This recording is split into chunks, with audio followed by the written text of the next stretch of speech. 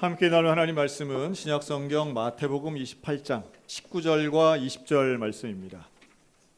그러므로 너희는 가서 모든 민족을 제자로 삼아 아버지와 아들과 성령의 이름으로 세례를 베풀고 내가 너희에게 분부한 모든 것을 가르쳐 지키게 하라. 볼지어다 내가 세상 끝날까지 너희와 항상 함께 있으리라 하시니라. 아멘. 자, 오늘은 선교로 성장하는 교회, 오늘 우리 교단이 정한 해외 선교 주일이기도 하고요. 또 우리가 올 한 해 섬김의 대상과 방향으로 우리 선교를 기억해야 되겠다는 마음으로 오늘 말씀을 준비했습니다.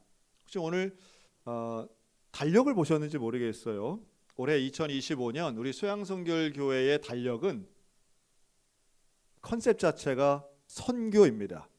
그래서 선교사님들, 우리가 후원하고 있는 교회들, 형제 교회들, 또 선교하고 있는 기관들이 올해 달력에 가득하게 이렇게 있습니다. 그럼 매달 시작할 때뿐 아니라 매일마다 달력 보시는 분들 많죠. 볼 때마다 잊지 말고 우리 선교사들 위해서 또 선교지를 위해서 기도해 주셨으면 좋겠습니다. 이 선교에 대한 오늘 말씀은요, 마태복음 28장 너무도 유명하죠.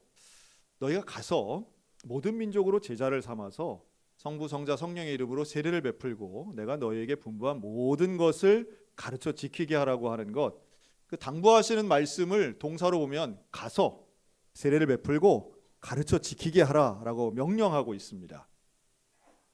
선교는 누가 뭐라 해도 가는 것입니다.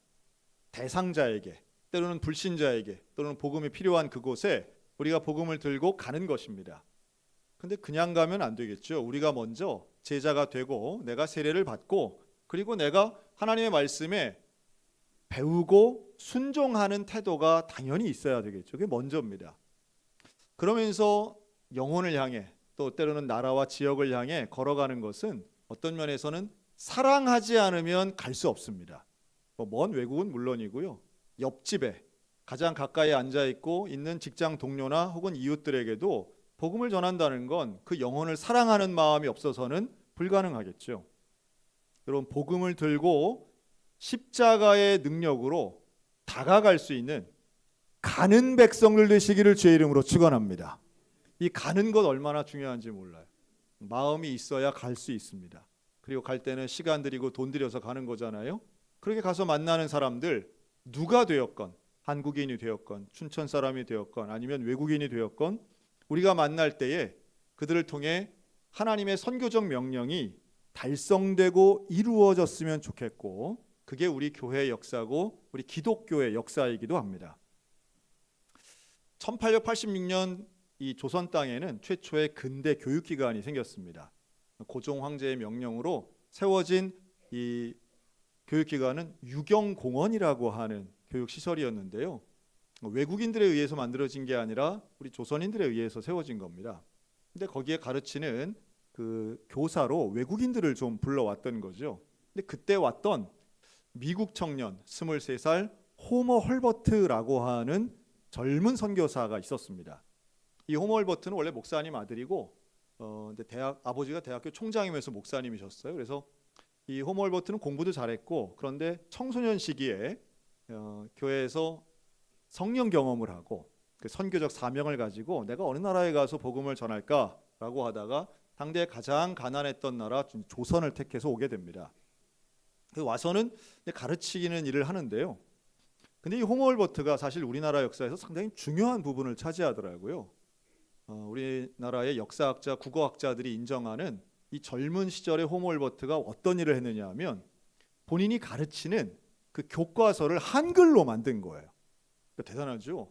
조선에 온 지 6개월 만에 그는 한글을 읽고 쓰는 정도가 아니라 자기의 생각을 한글로 표현할 정도가 됩니다. 그래서 책을 하나 만든 거예요. 그래서 교과서를 한글로 만들었는데 그 교과서가 가지고 있는 3인 필지라고 하는 제목의 책이었는데, 이 책에 쓰여진 한글이 어떤 의미가 있냐 하면 최초로 띄어쓰기를 한 겁니다. 여러분, 한자를 생각해 보면 한자는 한문은 띄어쓰기가 없잖아요. 그래서 이게 문장으로 봐서 해석의 여지가 많은데요. 일본어도 띄어쓰기가 없었다고 그러죠. 그런데 우리 한글을 가지고 세로로 쓰면서 띄어쓰기가 별로 없던 것을 이 호머 헐버트가 처음으로 띄어쓰기를 시작한 거예요. 얼마나 대단한 일인지 모릅니다. 띄어쓰기를 한 것과 안 한 것이 큰 차이가 있죠. 즉 정보 전달이나 내용의 전달을 원활하게 하는 데는 띄어쓰기 결정적인데 이걸 홈홀버트가 시작한 거예요. 20대 중반의 미국 청년이 한 겁니다. 뿐만 아니라 그는 조선의 독립에도 관심이 많았는데요. 독립신문의 영어 편집판의 그 편집에도 관여하기도 했고요. 나중에 고종황제가 헤이그로 밀사를 파견할 때 이준 열사 같은 헤이그 특사를 보낼 때도 여기에 깊이 관여해서 일제에 눈밖에 나게 됩니다. 그래서 결국은 추방 비슷하게 해서 미국으로 떠나는데요. 그 짧은 기간 동안 20대의 짧은 기간 동안 홈홀버트는 조선을 위해서 또 한글의 발전을 위해서 그리고 고종황제를 위해서 여러모로 애를 쓰죠. 그리고 가서는 일제시대 때 조선을 결국 돌아오진 못하는데요. 해방 이후에 1949년 이승만 대통령은 이 홈홀버트에게 훈장 수여를 위해서 초청을 하게 됩니다. 그래서 49년도에 한국으로 대한민국으로 돌아오는데요. 와서는 질병 때문에 한국에 입국한 지 일주일 만에 홈홀버트 선교사님 돌아가세요. 근데 이분이 돌아가시면서 했던 이야기, 한국으로 입국하면서 했던 이야기가 지금도 상당히 유명하죠. 그분은 이런 얘기했습니다. 나는 웨스트민스터 사원, 영국에서 제일 큰 성당입니다. 웨스트민스터 사원에 묻히기보다 나는 조선 땅에 묻히기를 원합니다. 유명한 얘기죠. 그리고 지금도 그의 유해는 서울에 있는 양화진 선교사 묘역에 묻혀 있습니다. 이 홈홀버트의 인생을 보면 그는 미국에 있든 또 조선에 있던 그는 조선을 사랑했던 사람이고요. 대한민국을 사랑하고 한국 사람을 정말 사랑했던 선교사였습니다. 이렇게도 말해요. 한국을 사랑하지 않으면 나는 선교할 수 없었습니다. 하나님께서 나에게 이 조선 땅을 사랑하는 마음을 주셨고 한국 사람을 사랑하는 마음을 주셨다는 거예요. 그러니까 선교는 기본적으로 십자가의 정신을 가지고 사람을 사랑하는 일입니다. 생면부지의 외국인을 사랑한다는 건 참 어색하고 이상해 보이는 일이지만 하나님의 은혜를 받아 또 성령의 충만함을 경험하고 복음의 선교적 사명이 있는 사람에게는 하나님 분명히 우리에게 의지를 넘어서는 영혼 사랑의 은혜를 주시는 거죠. 저는 선교에는 두 가지 측면이 있다고 보는데요. 좀 따라할까요? 세계 선교. 세계를 선교하는 거죠. 두 번째가 있습니다. 세대 선교. 네. 세계 선교는 이제 지역적인 어떤 선교적 개념이라면 세대 선교라고 하는 건 나를 포함해서 시대적인 개념을 담은 선교적 표현입니다. 세자로 시작하는 제가 만든 표현인데요. 세계 선교에는 두 가지가 있죠. 해외 선교, 국내 선교. 그렇겠죠? 그래서 우리 소양교회도 이걸 열심히 하고 있습니다. 지난 70년 동안 해외 선교. 그래서 뭐 유럽, 뭐 헝가리나 러시아, 또 이 아프리카 잠비아, 또 남미에 있는 파라과이나 칠레, 또 아시아에 있는 필리핀, 베트남 등지에 우리가 선교사를 파송하기도 하고 후원하기도 하고 있어요. 국내 선교도 마찬가지죠. 국내 선교는 작은 교회들을 돕기도 하고 형제 교회를 후원하기도 하고요. 또 여러 가지 특수 기관 단체들을 우리가 후원하기도 합니다. 물론 대부분은 물질적인 후원이고 그런 선교의 경험에 대해서 우리가 경험하기 위해 단기 선교를 가기도 하죠. 여러분 단기 선교는 왜 갈까요? 단기 선교는 선교를 경험하기 위해서 가는 것입니다. 매년마다 우리가 단기 선교팀을 파송하는 건 참 감사하고 고마운 일이죠. 주보 오면에도 나와 있지만 이제 올해도 필리핀으로 우리 초등학생 팀이 파송받아 갑니다. 지금 뭐 매주마다 모여가지고 선생님들 학부모들이 함께 모여서 지금 단기 선교 준비하고 있습니다. 청소년들의 국내 단기 선교도 마찬가지예요. 우리 춘천 입장에서는 정말로 먼 곳, 저 경상남도 고성 충무 통영 지역에 가서 선교를 하기 위해서 마암교회와 협력하고 초록 이파리 학교와 협력해서 지금 사역의 내용들을 하나하나 만들어가고 있습니다. 이렇게 단기 선교를 하는 이유는 선교적 삶을 살기 위한 일종의 세대 선교와도 연결되어 있습니다. 여러분 선교는 특별한 사람만 하는 게 아니고 예수를 믿고 복음을 통해 구원받은 우리 모두가 반드시 해야 할 일입니다. 이웃을 전도하는 것, 예수 그리스도를 소개하는 것 다 선교죠. 그리고 제자된 삶을 따라서 우리가 예수님이 기뻐하실 만한 언행과 평소의 삶을 누려 사는 것, 당연한 얘기입니다. 그런데 저는 오히려 올해 이제 우리가 좀 집중해서 할 국내 선교가 이제 두 가지가 있는데요. 하나는 군 선교입니다. 지금 많이 무너져 있고 정말 어려운 영역인데 최소한 우리 접경 지역에 있는 강원도 교회들은 군 선교에 더 관심 가져야 된다고 생각하고요. 이제 우리 교회가 집중적으로 하고 있는 백대대 선교 올해는 찾아가기도 하고 초청하기도 해서 다시 회복시킬 계획이고요. 또 근처에 있는 우리 지역민들을 선교하는 것도 마찬가지인데요. 우리 과거 기와집골이라고 그러죠. 이 근화동 일대에 지금 새로 아파트가 지어졌습니다. 포스코 스타리버라고 하는 아파트 단지인데 1039세대예요. 이게 올해 10월에 입주 예정입니다. 그러면 글쎄 누군가는 새 아파트가 부동산 개념으로 재산 개념으로 관심이 있을지 몰라도 지역교회 목사인 저에게는 여기에 지금 1000세대가 넘는 곳에 이사를 오는 건 수천 명이 지금 우리 교회 옆으로 이사 옵니다. 저는 가까이 있는 이제 명성교회 목사님 또 같이 협력해서 새로 이사 오시는 분들을 상대로 어떻게 전도할까 의논도 하고 기도도 하고 있습니다. 전도해야 되겠죠. 우리 전도특공대 3월부터 사역 시작하는데요. 10월 가을에는 이사 오시는 분들을 환영하기도 하고 안내하면서 우리 교회 소개하고 복음을 전하려고 하고 있습니다. 당연하죠. 국내 선교, 해외 선교 마땅히 해야 됩니다. 세계 선교는 우리 교회가 존재하는 한 끝까지 해야 될 사명이 너무도 명확하죠. 근데 또 하나가 있어요. 이 세대 선교는 사실 이게 그렇게 쉬운 얘기가 아닙니다. 자녀 교육 또 자녀를 복음으로 이렇게 변화시키는 것 이게 꼭 해야 될 일이면 명확한데요. 이게 그렇게 만만하거나 쉬운 일이 아닌 거죠. 제가 최근에 여행 프로그램을 하나 봤습니다. 걸어서 세계 속으로라는 프로그램인데요.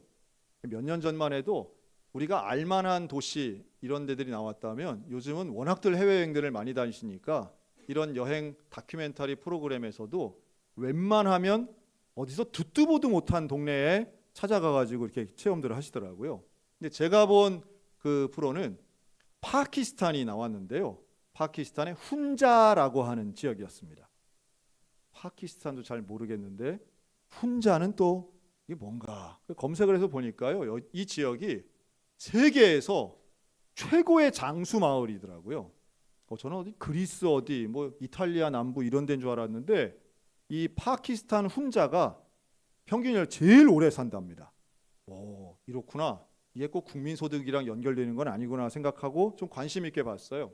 그랬더니 여기가 일단 전기가 없어요. 동네에. 인터넷이 이제 없고. 이런 동네가 오래 사나? 뭐 도시에서부터는 하여튼 10시간 넘게 차 타고 들어가고 일단 히말라야 산맥에 연결되어 있기 때문에 산이 일단 꼭대기예요. 고지대고 그리고 파키스탄 우리가 잘 모르지만 인구 1억 명이 넘는 대국이잖아요. 경치가 어마어마하더라고요. 뭐 스위스 될 게 아니더라고요. 막 카메라를 어디나 비춰도 저런 데가 파키스탄에 있구나. 자, 여기에 리포터가 간 거예요. 가서는 그 마을에 친절한 한 어르신 집에 초대를 받아 들어갔습니다. 남자분인데 이분의 연세가 96세예요. 96세인데 뭐 일단 근육질이고 뭐 지게에다가 뭘 싣는데 이따만큼 싣고 뭐 건강이 막 연출을 한 건가 실제 저런가 모르겠는데 너무 건강하신 거예요. 그렇구나.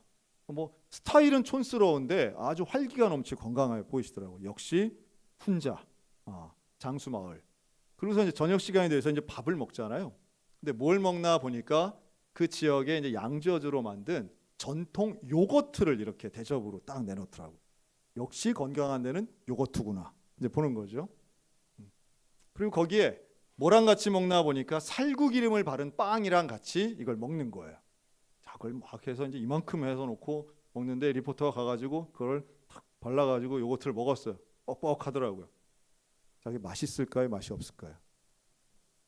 그걸 먹고 리포터가 이제 표정이 진지해지더니 하더니 뭐라 그러냐면 참 건강한 맛이네요. 그러더라고요. 좋은 표현이죠. 건강한 맛. 누가 봐도 그거는 뭐 안 먹어봐도 알만한 건강한 맛이죠. 자, 아무래도 산골 마을이고 하다 보니까 당연히 대가족으로 삽니다. 96세 이 할아버지에게는 아들도 거의 80이 다 됐고요. 손자도 50대니까 이게 증손자 또 때로는 고손자까지 그 안에 다 있는 거예요. 한 지붕 아래 다 삽니다. 근데 이제 카메라가 오고 외지인이 오니까 이 어린 아이들이 증손녀 애들이 이제 신기해가지고 옆에 이제 쫙 해서 막 깔깔대고 웃는 거예요. 그러니까 우리로 치면 10대 이제 중후반 되는 소녀들 한 4명이 거기 앉아가지고 이 증손녀들이 있는 거예요. 그래서 이 할아버지가 이제 뭐 대화도 하고 이러다가 걔들한테 이럽니다. 야, 너희들도 와서 이거 같이 먹자 이래요. 그랬더니 이 손녀들이 뭐라는지 아세요? 싫어요. 그거 할아버지나 드세요. 그리고 얘들은 뭘 먹을까요? 그리고 얘네들이 먹는 걸 딱 비치는데 뭘 먹냐 하면 컵라면을 먹고 있더라고요. 이야, 제가 깜짝 놀랐습니다. 뭐 어디서 샀는지는 모르겠는데 어쨌든 중국에서 이제 구했겠죠. 그런 라면을 먹고 있는 거예요. 제가 그러면서 역시 똑같구나. 10대는 어디죠? 파키스탄 산골이나 우리 뭐 춘천이나 다 똑같이 애들은 몸에 좋은 거 먹어요? 맛있는 거 먹어요? 단짠단짠 먹는 거예요. 할아버지가 뭐라는지 아세요? 이렇게 얘기합니다. 요즘 애들은 말을 안 듣는데 도대체 우리 전통을 따라하려고 안 한다는 거예요. 그래서 제가 그랬습니다. 할아버지는 10대 때 안 그랬겠냐고. 우리가 다 10대 때의 모습들은 다 그런 거죠. 속으로부터 저항감이 있고 반항감이 있습니다. 하던 거 싫어하고 뭔가 다른 거 원하는 거죠. 몸에 좋은 거보다는 내가 좋은 걸 원하는 거예요. 근데 제가 그걸 보면서 느낀 건 이거예요. 저게 생활 습관이나 식습관, 문화는 뭐 그럴 수도 있는데 저게 신앙이라면, 저게 영적 경험이라면 함께 살면서 할아버지가 할머니가 진지하게 심각하게 정말 좋은 거니까 신앙에 대해 말씀에 대해 성경에 대해 이야기하는데 애들은 싫어요. 그 할아버지나 믿어요. 싫어요. 그 얘기나 또 듣기 싫어요. 근본적인 생각이 들더라고요. 여러분, 할아버지 할머니가 손자들 손녀들에게 하는 이야기는 틀린 얘기해요, 좋은 얘기해요? 좋고 옳은 얘기 하잖아요. 야, 아침에 일찍 일어나야 돼. 탄산음료 몸에 안 좋아. 야, 머리 단정하게 해야지. 책상을 깨끗하게 해야지. 영어 공부 열심히 해야 된다. 부지런하고 정직해야 돼. 성실해야 돼. 어른한테 인사 잘해야지. 그런데 여러분, 그런 말을 듣는 손자 손녀들이 아유, 참 좋은 말씀이네요. 제가 마음에 새기겠습니다. 그렇게 하겠습니다 하는 애가 많아요? 아니면 들은 척도 안 하고 휙 지나가는 애가 많아요? 참 신기하죠. 자, 그렇게 들은 척도 안 하고 순종하지 않는데 얘네들이 누구 말은 잘 들을까요? 생전 알지도 못하고 이름도 모르는 유튜버가 하는 얘기는 어쩜 그렇게 잘 듣는지. 뭘 사라고 하면 그냥 용돈을 모아서 사기도 하고 그걸 따라하고 그 말투 따라하고 그 옷을 따라 입고 그 하라는 행동을 다 한단 말이죠. 이 차이가 과연 뭘까요? 저는 정말 오래전부터 고민하고 연구하고 있습니다. 연구한다는 건 이미 제 나이가 많다는 증거죠. 그런데 제가 내린 결론 중에 하나는 이거예요. 여러분, 아이들도 우리가 10대 때를 생각하면 똑같습니다. 애들 눈에 근사하게 보이는 게 중요한 것 같아요. 올바르게 보이는 건 다 알아요. 그런데 이게 과연 근사하고 쿨하고 멋있어 보이는가라고 하는 겁니다. 철없는 생각이지만 어릴 때의 모습엔 그렇게 멋있게 보이는 바로 그 지점이 있어야 수용하더라는 거예요. 근데 되게 나이 많은 사람들이 하는 말과 행동과 말투는 그렇게 멋있어 보이지 않더라는 거죠. 때로는 겸손한 게 멋있어 보이기도 하고요. 때로는 수용해 주는 게 멋있어 보이기도 하는데 우리는 괜히 젊은 애들 흉내 내려고 하는 게 더 이상하고 어색할 때가 많죠. 전 이렇게 봅니다. 이게 세대 선교는 상당히 어려워요. 나 혼자 할 수 없는 거죠. 정말 함께 힘을 합하고 협력해야만 되는 것입니다. 저는 지금 5년 넘게 도청 선교의 지도 목사를 하고 있거든요. 그래서 한 달에 한 번씩 우리 도청에 계신 분들하고 모여서 기도회도 하고 예배도 드리는데 뭐 바쁠 땐 못하기도 하지만 제가 최근에 바로 몇 주 전입니다. 함께 모여서 제가 이런 질문을 드린 적이 있어요. 내가 춘천에 와서 참 신기하다라고 생각하는 게 인구 2만 3천 명인 화천군에 어떻게 저렇게 매년마다 대한민국 최대 겨울축제 산천어 축제를 저렇게 크게 할 수 있는지 난 너무 신기하다. 왜냐하면 이런 질문을 한 이유가 있습니다. 엊그제 뉴스를 보니까요. 인제 군수님 나와서 인제군 빙어축제, 평창 군수님이 나와서 평창군의 겨울축제에 대해 이번에 아주 잘 되고 있습니다라고 하는데 그 예상 인원이 한 30만 명, 40만 명 정도더라고요. 여러분 근데 화천 산천어 축제는 몇 명이 오는지 아세요? 150만에서 200만 명이 옵니다. 비교가 안 돼요. 그리고 이게 2003년부터 시작했으니까 20년이 넘잖아요. 날씨 때문에 한 두어 번, 그리고 코로나 때문에 한 몇 번 못한 걸 빼면 나머지 거의 실패 없이 지금까지 100만 명 넘는 사람이, 그것도 한겨울에 야외에서, 저게 뭐라고 와가지고 이불을 뜯고 반바지 입고 물에 들어가서 그걸 잡고 애들이랑 같이 하는 이 산천어 축제는 정말 대단하다. 어떻게 저렇게 할 수가 있지? 가까운 데 있는 화천 사람들에게 물어봐도 대단하다고 말만 해요. 제가 뭐 누가 정답을 알려줄 수는 없겠지만 도청에 근무하시는 공무원들의 시각은 이렇더라고요. 하나로 얘기하는데요. 그게 바로 민관군이 협력해서 그렇답니다. 너무 정답 같은 얘기잖아요. 그래서 처음부터 아예 그 군청 직원들이 다 출동한대요. 다 나오고 처음 2003년 시작할 때는 모두가 그냥 밤을 새워서 연구하고 뭐 하면 될까? 뭐 군청 직원들이 한다고 그게 되겠어요? 그런데 여기에 군대가 협력을 했고요. 초창기에는 제일 중요한 건 주민들이 그러한 결정과 협력에 적극적으로 동참했다는 거예요. 외지인들이 와서 길 막히고 주차 뭐 불편하고 이런 것들도 다 참아내고 오히려 더 적극적으로 자녀들을 알바시키고 하면서 동참했고요. 그 기억하실 거예요. 군인들이 초창기에는 다 들어가가지고 우통 벗고 막 산천어 들고 뭐 입으로 찍고 막 이러면서 사진 찍었잖아요. 그런데 그러한 연결이 사실은 지역 주민들이 동참하는 가운데 함께 분열되지 않고 판을 깨지 않고, 물론 외부에서는 비판도 많습니다. 생명 경시하는 거다, 너무 잔인하다, 뭐 이런 비판들도 있긴 하지만 내부적으로 단결되고 단합되면 결국은 성과를 이루어낸다는 걸 여실히 보여주더라는 거예요. 뭐 그 분석이 다는 아니겠지만, 그러나 제가 보는 견지에서는 우리가 선교적 사명을 이룰 때에 세대 선교는 혼자 할 수 없습니다. 여러분 자녀 교육을 어떻게 혼자 하겠습니까? 내 자식의 5살 때까지는 뭐 부모들이 할 수 있겠죠. 그러나 15살짜리 교육을 할 때에 학교 빼고 이야기가 안 돼요. 학원도 등장합니다. 교회도 협력해야 됩니다. 저는 교육기관은 물론이고요. 교회, 가정, 그리고 교단이 함께 협력해야 우리의 자녀와 다음 세대의 신앙교육이 그래도 가능하다고 보여져요. 개교회만으로도 부족합니다. 가정이 협력해야 됩니다. 온 가족이 달라붙어서 내 생명만큼 귀한, 내 생명보다도 더 귀한 내 자녀, 내 후손의 신앙교육 해야만 되는 거예요. 다시 말해 협력하는 것이 세대 선교의 방향이고 방법입니다. 여러분 이걸 위해서 정말 내일부터 우리 강원 지역엔 3개 지방회가 있거든요. 제가 지금 뭐 만나는 사람마다 이야기합니다. 왜냐하면 기도 좀 해달라고. 그런데 이 강원도 3개 지방 연합수련회가 놀랍게도 이게 사상 최초예요. 처음 한다는 게 너무 놀라운 이야기예요. 제가 정말 많이 물어봤어요. 왜 강원도는 수련회 같이 안 해요? 왜 안 합니까? 뭐 매년 하는 건 이상하지만 안 할 수 있지만 한 번도 안 한 건 좀 이상하지 않습니까? 그럴 때 항상 하는 얘기가 그랬어요. 거리가 멀고 사람이 적고 경험이 없고 돈이 없다는 거예요. 없고 없으니까 못한 게 당연하겠네. 그럼 이제 다시 한번 해보도록 합시다.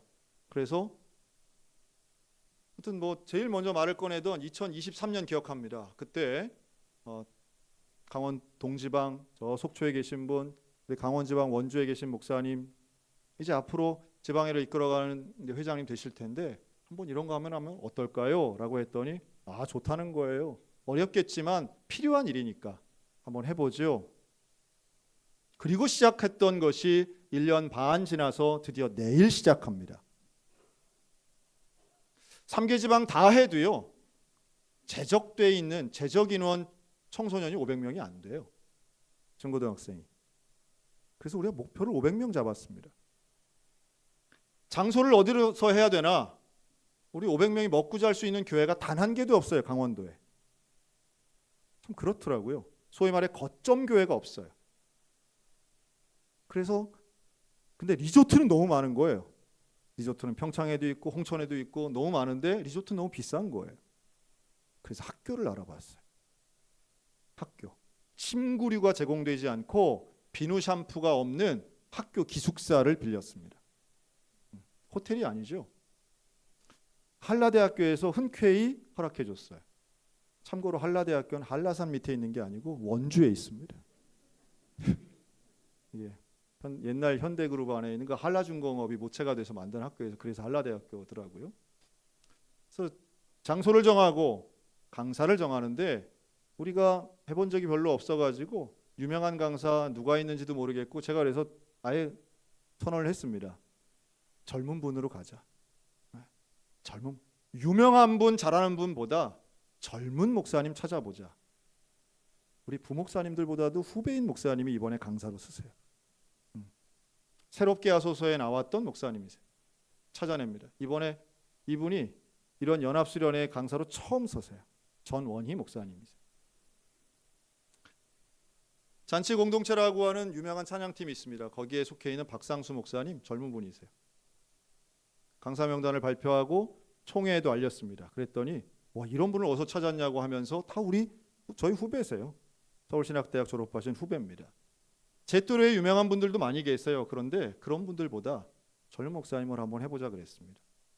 그러면 사람들이 오겠나? 올 수 있도록 우리 최선을 다해 기도해보자. 그러면서 제가 두 가지 제안했어요. 하나는 나를 포함해서 우리 지방의 담임 목사님들은 설교하지 말자. 마이크 잡지 말자. 그래서 포스터에도 제 얼굴이 안 나와요. 제 이름도 없어요. 그랬더니 다들 협력해 주시더라고요. 그리고 어디서 좀 잘 못 알아봤지만 잘 들어보지 못했지만 그런 분들로 했어요. 그리고 이름 네임밸류는 떨어질지 몰라도 그분의 경력이나 이력을 보면 이런 분 강의 같으면 들어보고 싶어 라는 분들로 선택 강의 전체 강의를 채웠어요. 그리고 기도했죠. 한없이 높아 보이던 예산안이 있습니다. 예산이 없어요. 이런 연합으로 하는 수련회 자체가 없으니 지방회에도 예산이 없는 거죠. 그런데 뜻이 모아지고 사람이 모아지고 함께 동의가 되니까 협력하니까 방법이 나오고 돈이 나오고 그리고 협력하는 분들이 생기게 되더라고요. 한라대학교에서도 연락 왔습니다. 한라대학교가 생기고 지금까지 역사 속에 강원도 중고등학생 700명이 모이는 게 처음이래요. 그렇죠? 그러면서 총장님이 연락이 왔어요. 우리도 뭐 도울 거 없냐고. 그러면서 한라대학교에서 간식을 제공해 주기로 했습니다. 저희가 원래 목표가 500명이었는데요. 지난주까지 등록한 사람만 660명이 넘었습니다. 저는 몇 명 더 생길 거라고 봐요. 다른 교단에서도 감리교회에서도 침례교회에서도 참여하는 학생들이 늘어났고요. 경기도에서 경상도에서도 오는 사람들이 있습니다. 오히려 우리 강원권에 있는 목사님들이 저에게 그런 말씀하시더라고요. 사역하면서 이런 거 처음 본다고. 우리 강원도에 있으면서 나 이런 모습 처음 본다. 아직 수련회가 시작도 안 했는데 우리 목사님들이 기대하는 마음들이 생겼어요. 특별히 청소년 부서를 맡고 있는 우리 젊은 30대 40대 목사님들이 그런 얘기합니다. 강원도 시골인 줄 알았는데 이런 규모로 하네요. 시골 맞지? 그런데 시골에서 이런 게 더 필요한 것이지. 시골에서 문화적인 것이나 오히려 규모 있는 것이 더 필요한 거지. 도시에는 서울엔 이런 게 더 많아서 경쟁하지만 우리는 경쟁이 필요 없이 우리밖에 없지 않나. 함께 협력하면 산천어 축제만큼이나 사실은 성공이라는 게 뭐가 성공이겠어요? 많은 사람이 오는 게 성공이 아니라 지역민이 하나가 되는 게 저는 성공이라고 봅니다. 저는 이거 하면서 1년 반 동안 참 목사님들 협력을 이루어내는 건 쉽지 않거든요. 그런데 각자 회장이고 각자 임원이고 다 사역하는 장소가 다른데 놀랍게도 지금까지 싸움 한 번 없이 큰 소리 한 번 내지 않고 네가 뭔데 소리 안 나오고 이게 어떤데 라는 이야기 한 번 안 나오고 이렇게까지 온다는 건 너무도 감사합니다. 여러분 내일부터 시작하는 이 수련회 위해서 기도해 주시기 바랍니다. 어쨌든 우리끼리니까 제가 대회장이에요. 제가 대회장이에요. 우리 소양교회가 가장 많은 역할을 지금 하고 있습니다. 그리고 이 일이 정말 잘 되기를 바라는 목적이 있습니다. 여기에 있는 참여하는 중학교 3학년이 예수님을 만나는 게 목적이에요. 왜 중학교 3학년일까요? 저나 여러분이나 우리가 좋아하는 음악적 취향, 여러분 이거 언제 생기는지 아세요? 중3 나이 때 생깁니다. 그때 고고 음악 들었으면 고고가 좋고요. 그때 디스코 들었으면 디스코 좋은 거예요. 그때 마이클 잭슨 들었으면 마이클 잭슨이 좋은 거고, 그때 음방울 자매 들었으면 음방울 자매가 좋은 거예요. 그 나이 때에 듣는 문화적인 영향이라고 하는 건 평생을 갑니다. 문화적 영향이 40살 때 생기질 않아요. 40살의 음악적 취향이 생기질 않아요. 그 전에 듣던 것이 이어지는 거예요. 그 말은 예술과 문화에 대해 예민하고 감수성이 예민하다는 말을 하지 않습니까? 그걸 우리 영적인 눈에서 본다면 그만큼 영적 개방성이 있는 시기예요.